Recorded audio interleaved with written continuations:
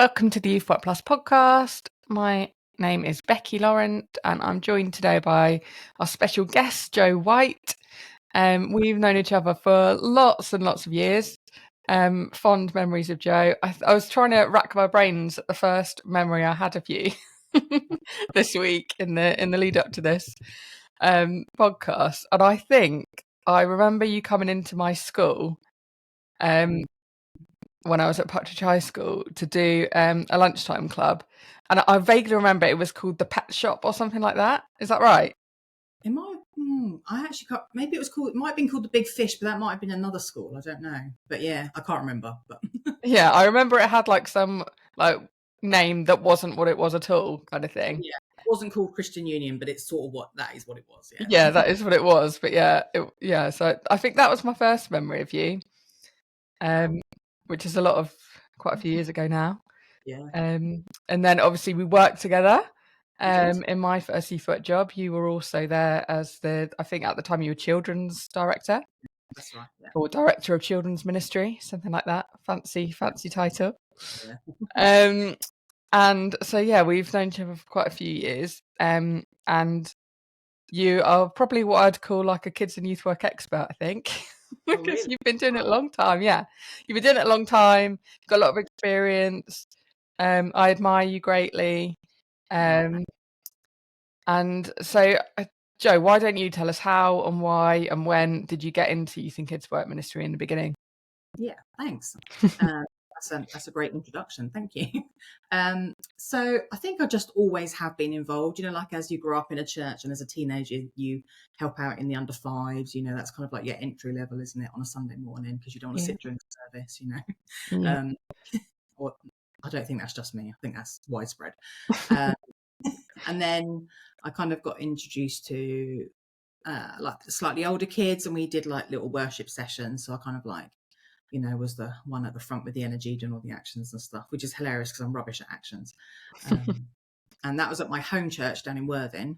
And then when I was 18, I moved up to Luton to do a year out with Stopsley Baptist Church. I was only supposed to be here a year, sort of outside my welcome by a few decades now.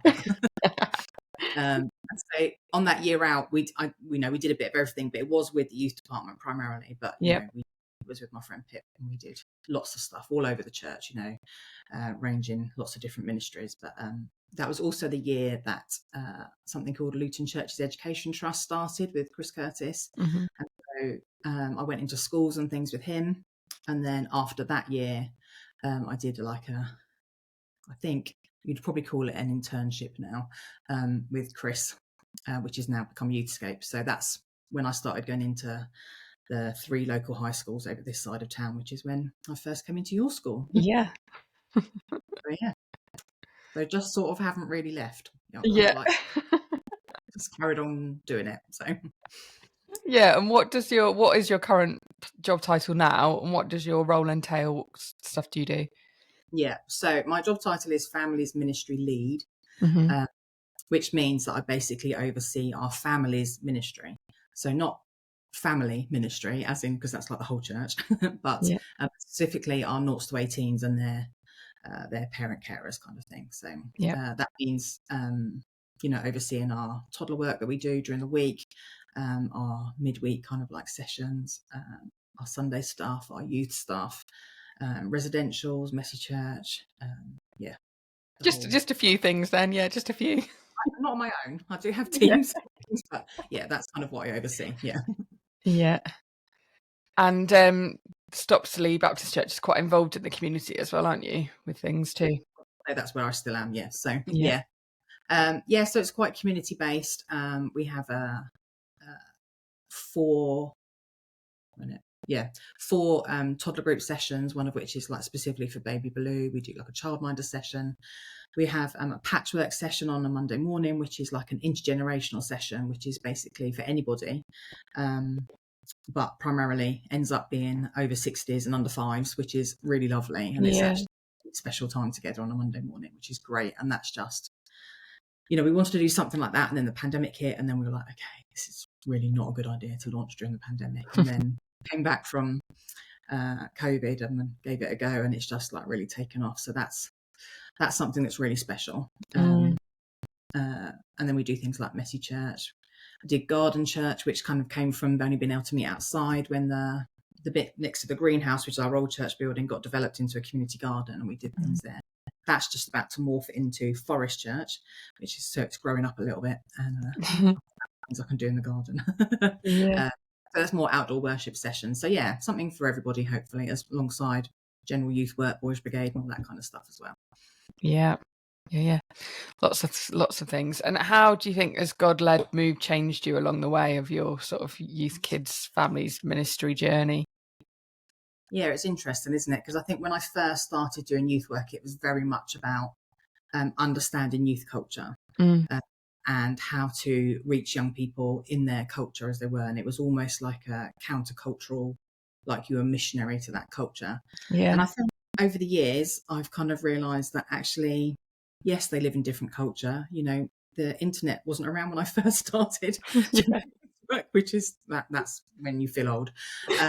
But actually, young people are the same. And so, yeah, the tools and things and the culture they're in is different. But actually, they're all looking for identity and purpose and a place to belong, you know. Yeah. And so I think what I've learned along the way is that it doesn't matter if I'm on Snapchat or not, if I know what's on TikTok or not. Actually, what matters is how I can point them to Jesus so that they can find those places of belonging, so they can find their God-given identity and work out their purpose, really. So, yeah, that's great. And what do you think is the biggest lesson, if you could just pick one, that you've learned from youth or kids work or family ministry? I think, I mean, so it's like a good 30 odd years now I've been doing this, and they always surprise you. Yep. You know, kids that you think is not engaging whatsoever will suddenly come out with something. You know, the kid who you think is like solid will like suddenly go completely off the rails or something. You know, they always surprise you. Yeah. And has like hidden depths. And so I think the lesson I've learned is not to judge, which is like obviously obvious, isn't it? But, you know, you just don't know what God is doing. Yeah.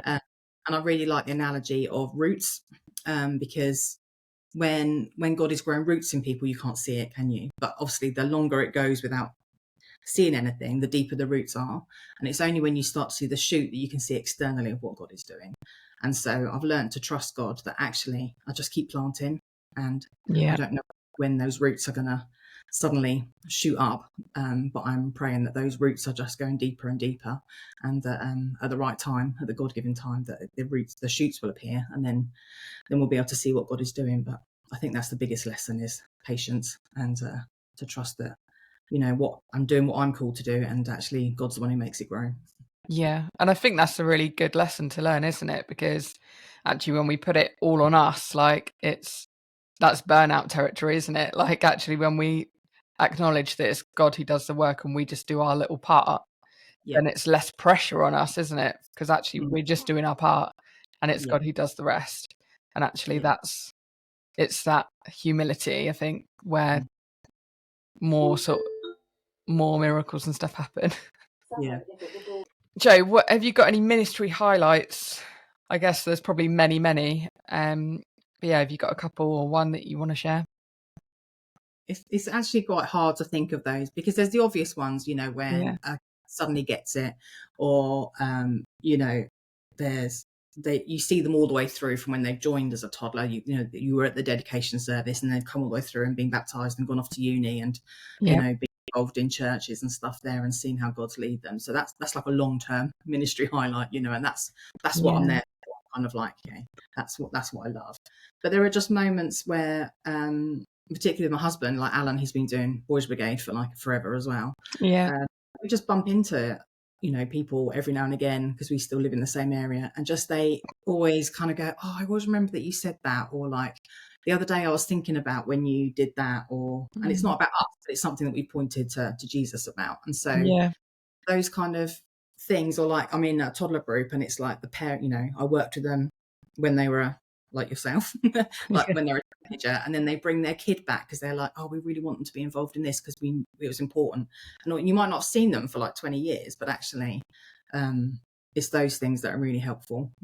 I think that's what keeps you going, you know. And I had a a conversation just on Sunday where someone had come to visit their parent and was just like had tears in her eyes about and just really encouraging about like, this is so good, like it's really good to see you still doing this stuff, and it's so lovely to see that, and actually it's just great to hold on to those things. And when I am feeling a bit old and tired and just going, have I got another residential, can I sit on the floor again, 2 hours on a summer event, it's remembering that actually longevity is, that is the highlight of longevity, is that you get to see that pattern. And yeah, there's something beautiful, isn't there? Long-term consistency where you get to see, I think you get to see more of the results of the seeds that you sow because you're around longer to see them sprout and to do stuff. Whereas I think the shorter you stay somewhere, you sort of sow the seeds and you hope something happens.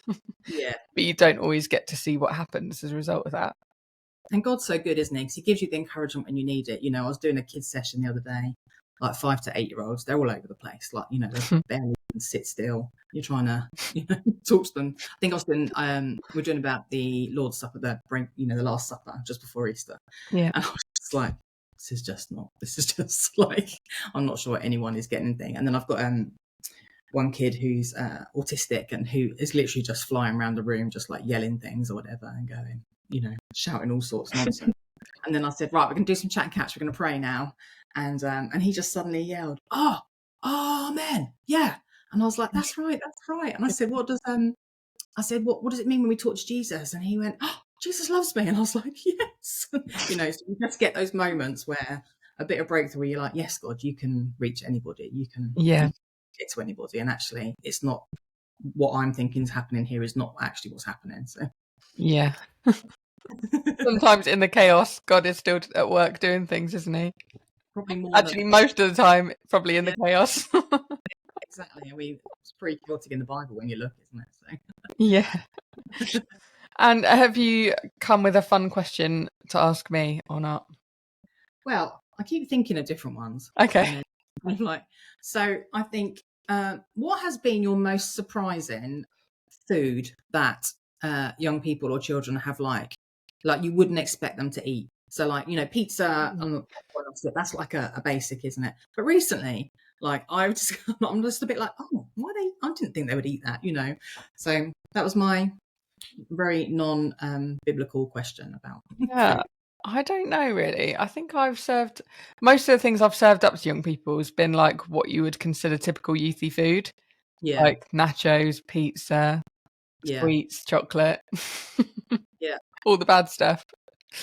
I think probably because I think probably one of the things that sticks out is probably on a residential once when I hadn't considered fruit at all to buy for young people, and some young people asked me, "Is there any fruit?" And I was kind of like, "Oh, oh yeah, yeah."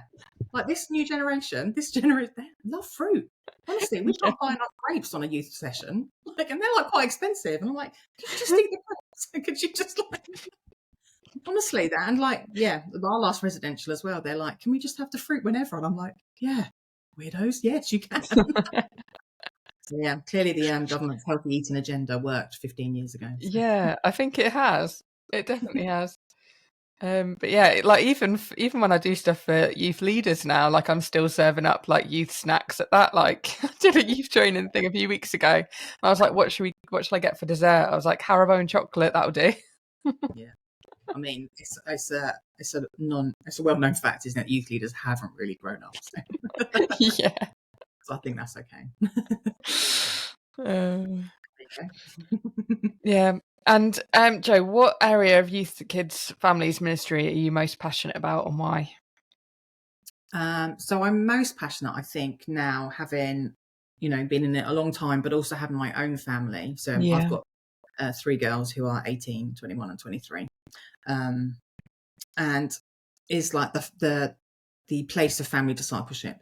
You can send your kid to me every day for something, but it's never going to top what it actually means to be in a family. So particularly for Christian families, obviously. But that place of family discipleship, and I think I know you had Anna Hawken on recently, didn't you? And I covered Parenting for Faith a few years ago, and I was like, yes, this is what's missing. And I just really rate what they do, and just try and have that the top of our agenda of lots of things that we do. So I think I'm more and more passionate about equipping parents to not feel shame about it and to feel released, equipped to be able to do it, and not to think, oh, this is too hard, or I'm not a good enough Christian, or whatever, because that is where the joy is, and that's where the power is, so that's my passion. And just being in community, I think, especially since the pandemic, perhaps attendance has perhaps dropped off a little bit, and it's kind of church has slipped down the priorities for some families.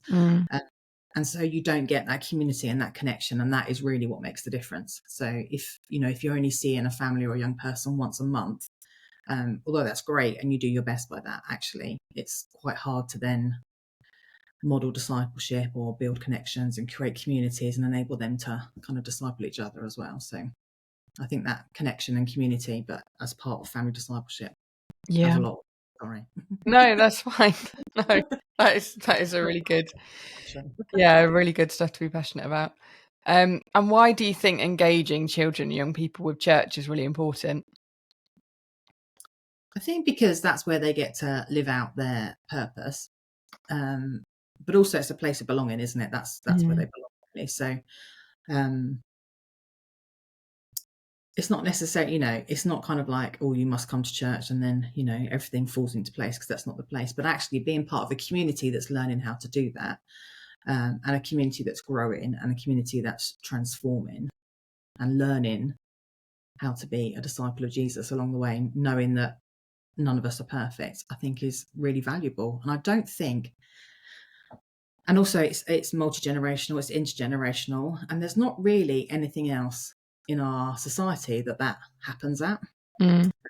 I've just my youngest daughter is big into football, and it's sort of reawakened a love of football for me. So we've been going to lots of Women's Super League matches.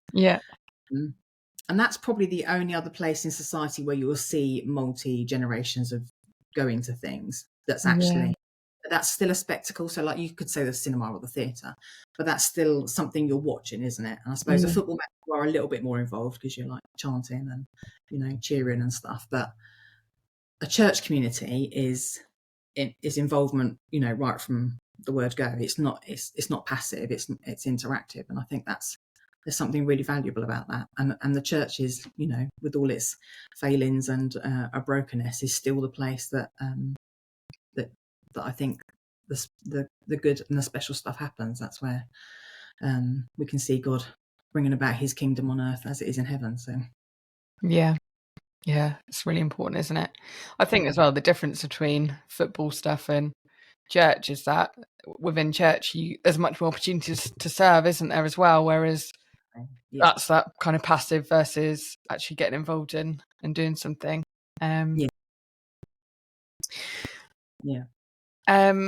Is there anything that people can pray for you and your ministry and stuff that's going on at Stopsley? Oh, that's very kind of you. Well, Steve, our pastor, who's been there for 15 years, is just about to leave. So we're in an interesting year this year.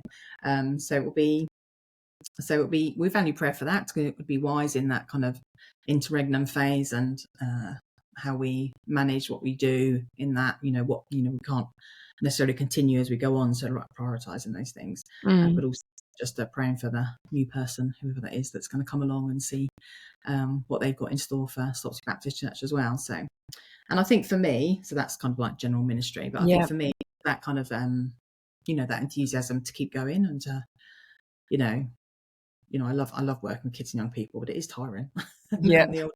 It's more and more exhausting. So, just have some good rhythms of rest and work would be.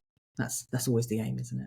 Yeah, and for God to refresh and renew your strength and energy all the time. Yeah, definitely, we can pray for that. And what advice or encouragement would you give for the youth and kids leaders who listen to our podcast? I think just to say that